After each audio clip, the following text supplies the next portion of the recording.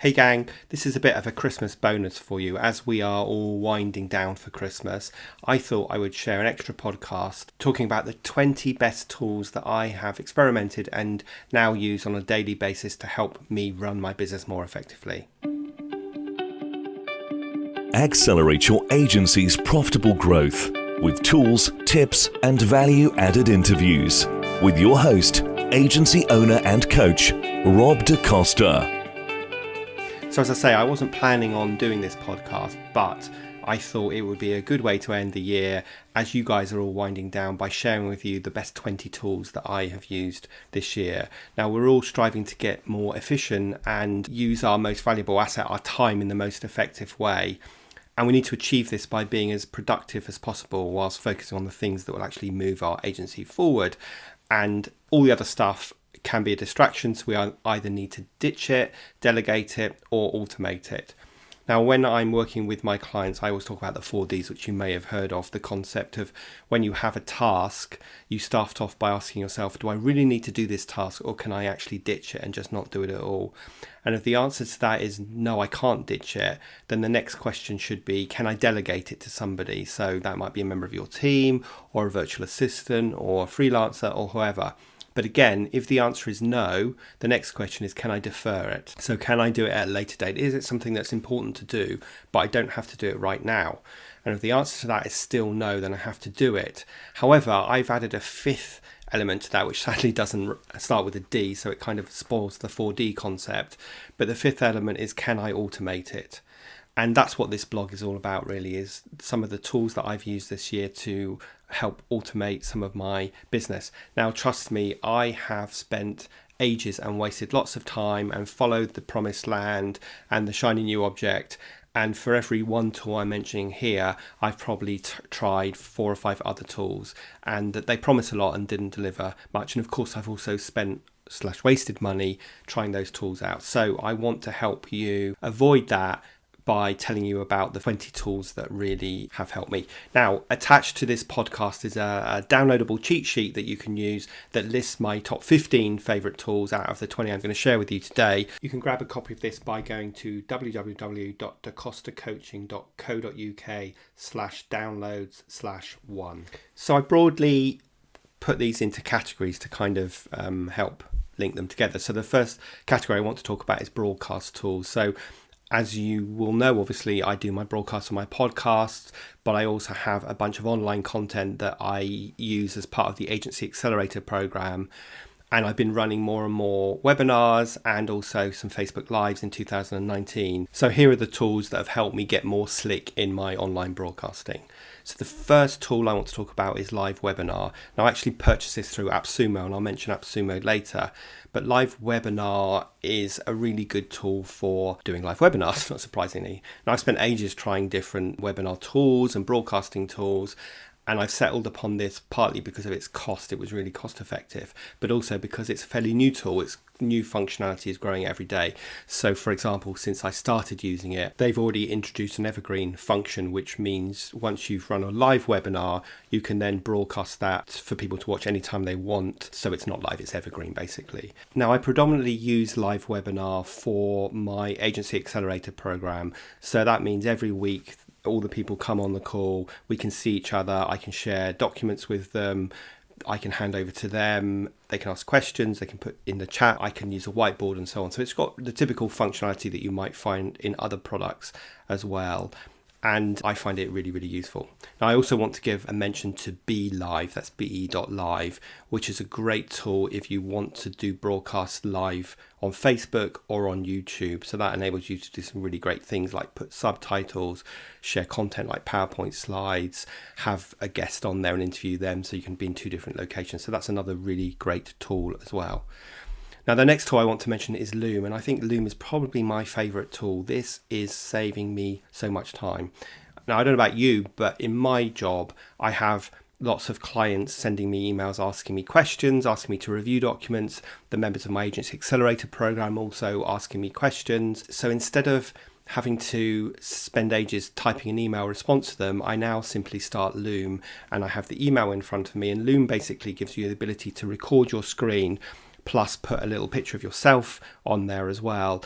And so I can answer their email almost in real time. Rather than typing a long response, I can just speak the response, have their question in front of me or their document that I'm reviewing in front of me, and then I can just simply give them the feedback. And I reckon this is saving me about 50% of my time when it comes to responding to client emails. So Loom is free. I think you can store about 25 videos before it starts deleting them. And obviously, if you want more than that stored, then you can buy a paid subscription.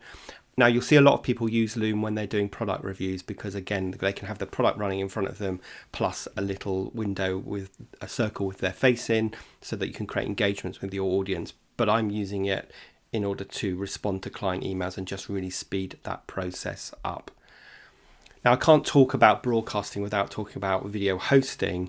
And obviously, YouTube is a free place that you can host your videos. And I use YouTube in terms of search engine and putting some public videos on there. But it's not so good when you want to have private videos or you want to embed videos in other places and you don't want all of the gubbins that says YouTube and all the rest of it on there. So having tried a few different places, I ended up settling on Vimeo. And I use Vimeo for all my private videos for my courses, and I use YouTube for my public videos. And as I said, the advantage for Vimeo for me is how you can control what the user sees, how you can actually embed call to actions into the videos. And of course, the other thing is that Vimeo offers higher quality video, and I mentioned earlier, it enables you to remove all their branding and gives you other customized opportunities as well, such as password protection and some good analytics. So Vimeo is my hosting platform of choice, but of course there are lots of others like Amazon and so on. Now, I do a lot of videoing. I do videoing for my Agency Accelerator course content, but I also produce videos connected to my blogs and some of my podcasts. And I've tried lots of different ways of shooting the videos. So first of all, I just tried winging it. But that was really frustrating because A, I'd go off track, and B, I would spend ages editing.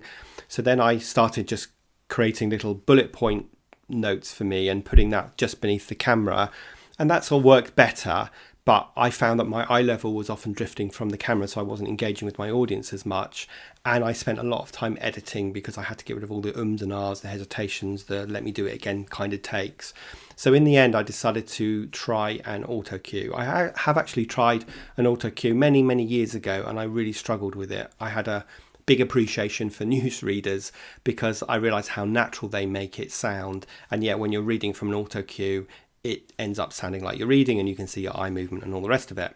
But anyway, I decided I was going to give it a go again. So I purchased a auto cue from Amazon for about £160, and I used that in conjunction with a free app on my iPad called Teleprompter. And it has revolutionized the way I shoot videos because now I can record them much more rapidly and spend way less time in the editing process. Now, the flip side of that is that you've got to invest more time in writing a script. And the trick I've found is if you want to write a script that you can speak and sounds natural, then you need to use some form of voice to text translator. Now, I use a Macintosh, and if you press the function key twice on a Mac, you can get the voice to text editor up. So you literally just speak and then it translates what you're saying, and it does a pretty good job with it. I would say sort of an 85% accuracy rate. So I speak what I want to say. I can then obviously edit that to make it flow and, remove all the superfluous things that I say. And then I take that, put it into the iPad app, the teleprompter app, and then stick it on my auto cue. I put my camera behind the auto cue, and now I'm looking straight at the camera and I can read the text. And if you sit far enough away from the camera, then it doesn't show the eye movement that I was talking about earlier. And with a bit of practice, you get better and better and better. And so I think if you're going to shoot videos, which is a fantastic way of engaging with your audience, you need to remove as many of the barriers as possible. I've got quite a few clients that I really encourage to use video, and they're always telling me, yes, I know I'll do that, but I need to get the gear first of all. I need to get the lighting right. I need to make sure that, I've practiced it. And they put all these barriers in the way. So I want to tell you that you don't need an expensive camera, nor an expensive microphone, or lots of fancy lighting to get going. Now, if I'm honest with you, for most of my videos, I simply use my iPhone, which is a fantastic camera if you learn how to use it. I also use a Rode microphone, which is a lapel microphone. That costs about £45. To get some decent quality, I use a backdrop. and I actually have a couple of backdrops. I've got one that's white and I've got a new one that's a brick wall, and I have 2 lights, and the backdrop and the lights and all the tripods cost about £100 from Amazon, so it's really affordable.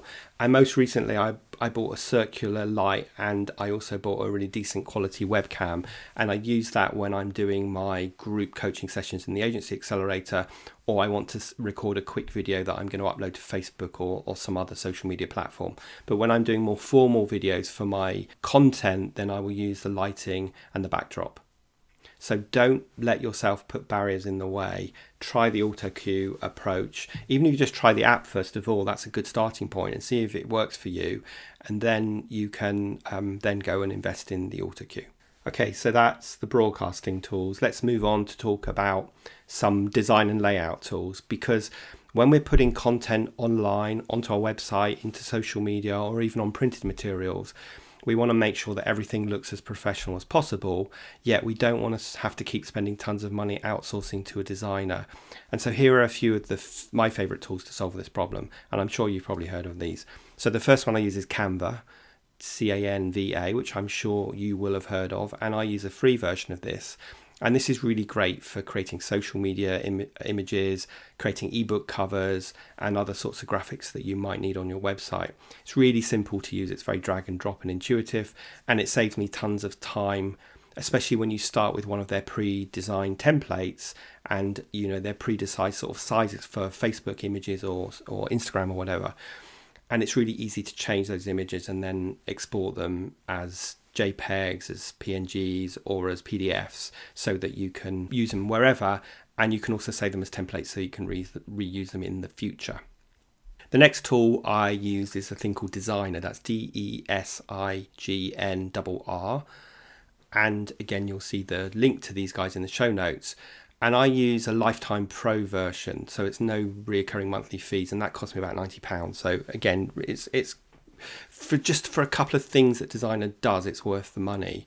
So it's really good tool for expediting the process of creating an ebook. Let me just share with you what I do each month. So usually I write 2 long blog posts on one topic, and I then use Designrr to create an ebook from those 2 blog posts, so that the reader of the blog can choose to either read the blog as it is or download it as an ebook to read at their leisure or share with other people.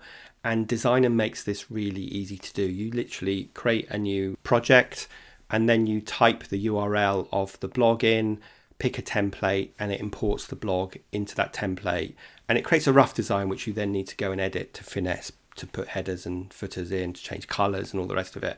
But this makes the process of creating an ebook really rapid and very simple, and you really don't need any design skills to create professionally looking ebooks, probably in about half an hour.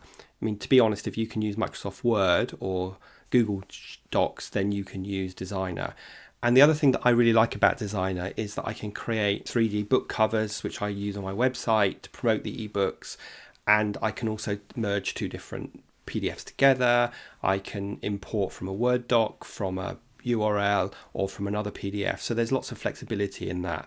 And I think that it's another newish tool, and they keep developing it and adding more functionality and making it easier to use. So that's worth going to check out. I think the basic price for that is about £27 for a lifetime access. So it's a bit of a no-brainer, really. Even creating those 3D covers is worth the price of that alone in how easy and quick it is. And while we're talking about images, it's worth mentioning the fact that obviously on our websites we need to make our images as small as possible so that we don't slow the speed of our website down.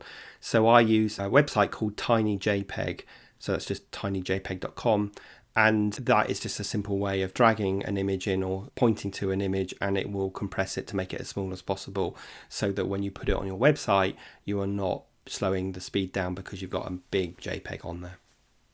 Talking of websites, let's talk a little bit about web development, and one of my favorite tools is Thrive Architect. And Thrive Architect is a series of plugins that sit on top of your WordPress website that make it really easy to create lovely looking landing pages and pages for your website. If you look at my website, dacostacoaching.co.uk, pretty much everything on there is now designed using Thrive Architect, and it is really easy to use. I am not technical at all, but it gives you lots of predefined templates. It gives you lots of predefined blocks. And the key thing about Thrive is that it is all geared to lead generation. So it makes things like lead capture boxes and pop-ups really easy to put on your website. And this is really, well, one of my top sort of 2 or 3 favorite tools. And I should get commission for this because I recommend it all the time.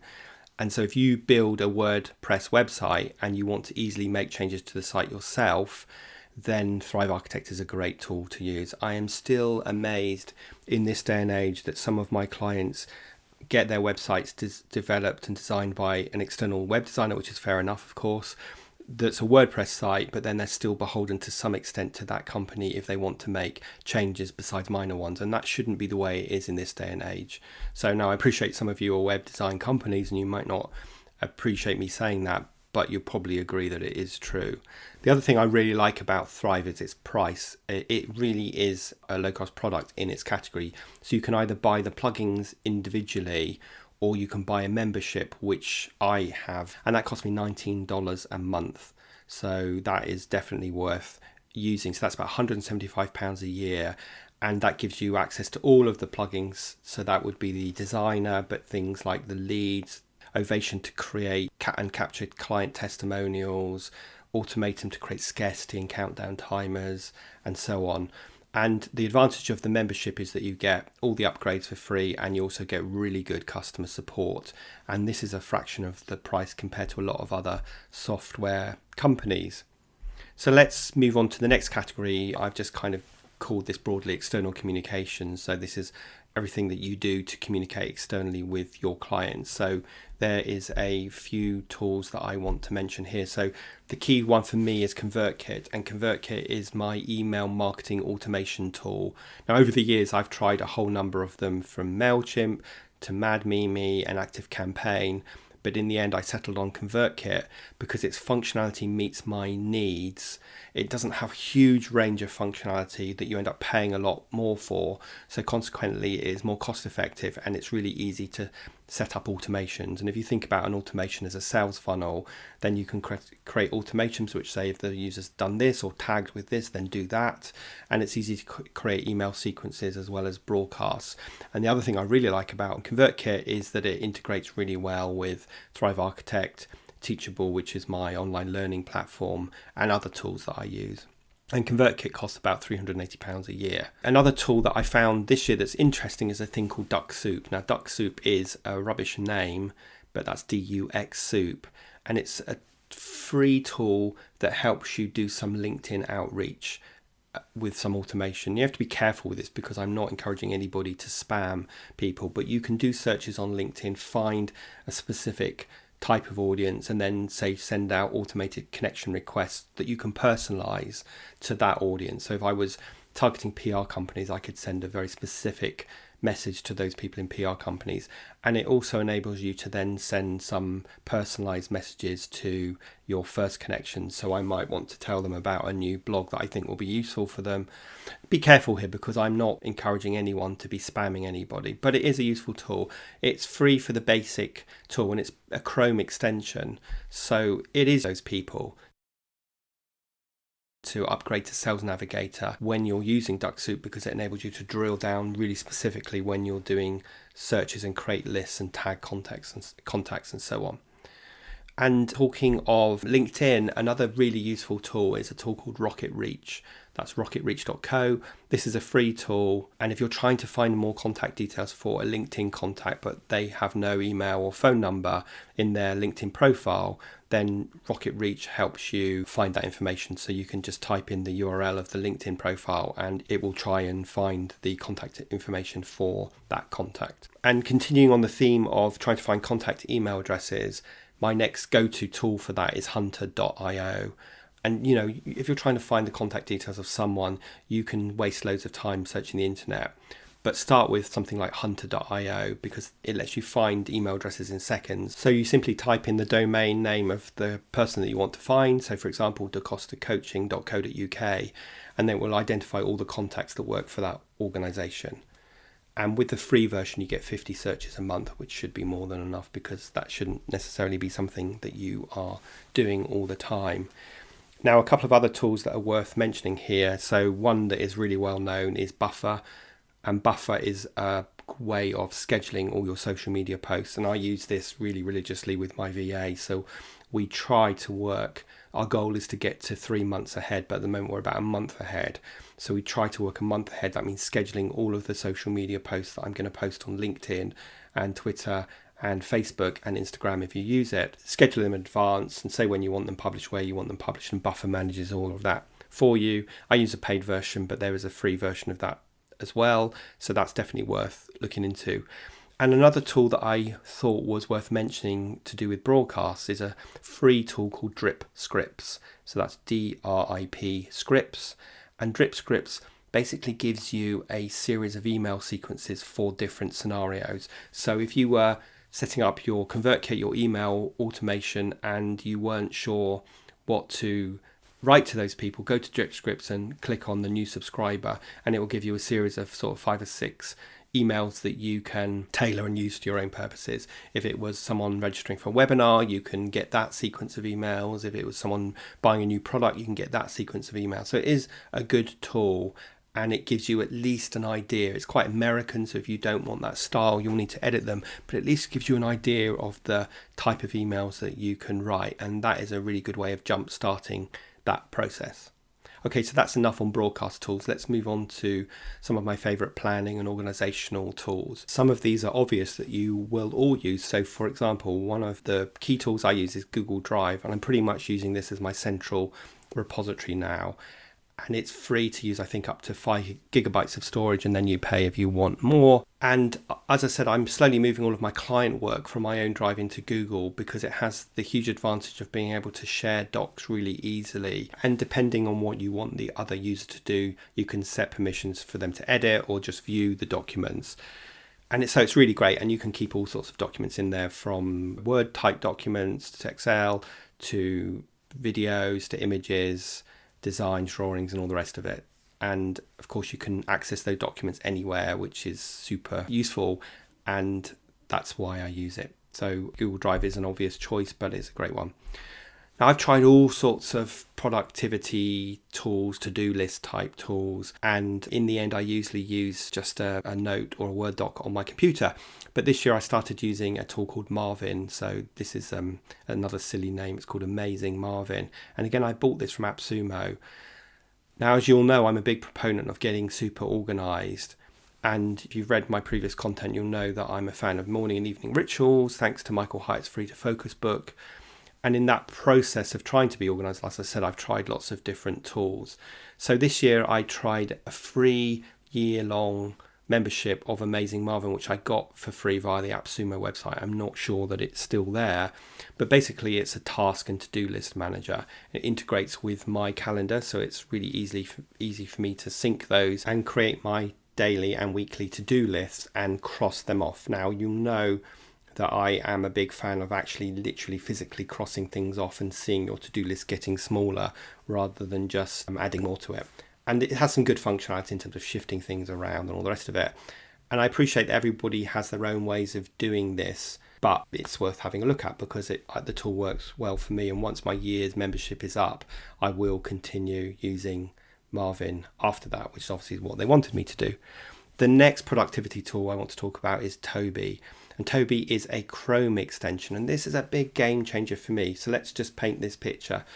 If you're anything like me, you open a browser window and you end up having 50 tabs on that browser window, and then you open another browser window and then you can't find what you're looking for, and so you end up just closing them all and starting again. That is so what I used to do, and it really annoyed me, and I kept thinking there must be a way for me to organize my tabs and my browsers and be able to find what I'm looking for much more easily. So enter Toby. As I say, it's a Chrome extension, and it is really good for basically saving tabs that you want to go back to and categorizing them into different groups.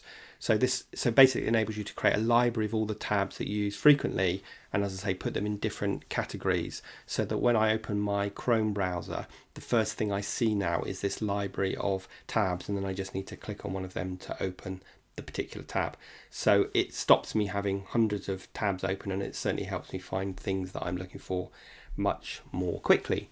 Now, I mentioned a few times during this podcast AppSumo, And I want to recommend this one with caution because there's a danger of getting very distracted by this, and also because of the way they sell things, there's a danger of being caught up in the shiny new object promise of this amazing time-saving tool that won't always be the case. But having said that, AppSumo is a great site for finding really good deals on software tools and apps. And often the software tools and apps are new to market on there. So they're developing them, and that's why they're much cheaper than if you bought them directly from the company. So be careful, because not all of the tools are as cheap as they seem, because they give you a starting price, but you need to buy several stacks in order to get the real functionality that you need. So be careful about that, but it is a good tool. Now, the last couple of tools I want to mention are to do with finance. And if you're a small business or a one-man band or a freelancer, then obviously part of your time needs to be spent doing finance, and we don't want to spend too much of our time doing admin. So anything we can use that will speed up that process, we should do. So I just want to share with you the fact that I use Xero. I've been using Xero for many years, and that was a big game changer for me. And they've changed the marketplace, and they've forced all the old players to really change the way they operate. Obviously, Xero is a cloud-based piece of software that both my accountants and I use, so they have access to my Xero account, and it kind of works more in the way of a layman working than having to have sort of basic understanding of bookkeeping. So I really like Xero, and I'm sure you will use your own tool, or you already use Xero. But in conjunction with Xero, I also use ReceiptBank. And ReceiptBank, again, is a bit of a game changer for me, because I was terrible at putting receipts in my car and then losing them and not claiming for things that I'd paid for, and basically end up paying more tax, and who wants to do that? So with ReceiptBank, you simply take a photograph of the receipt, submit it, and then it integrates into Xero, and it will try to interpret that receipt, and it will also try and match it against any outgoings from your bank account. So it's pretty clever. Sometimes you need to do a little bit of editing where it can't quite interpret the receipt, but it certainly is clever, and it is another example of a productivity time-saving tool, which is what this podcast is all about. So I'm sure you have some of your own favourite tools, but I wanted to share mine with you, and I genuinely believe that they do save me a lot of time. And as I said at the beginning, be careful about playing with too many tools, because they are really easy to get sucked in and distracted, and you have to ask yourself, are these tools really helping me run my agency more efficiently? Are they helping me be more productive? And if the answer is yes, then they're worth implementing. If the answer is, well, they're fun to use, they're a bit of distraction, and I'm not sure they're saving me time, then you need to not be using them. So that's it from this podcast, a bit of a bonus podcast, but I hope it's been useful for you. Look out for my podcast in January, where I'm talking about mindset in the first podcast, and then interviewing Sally Alexander in the second from Ambleglow. Both of those are really, really interesting, and I'm sure will add value to you. So I will see you in January. And meantime, have a fantastic Christmas break, and see you in 2020.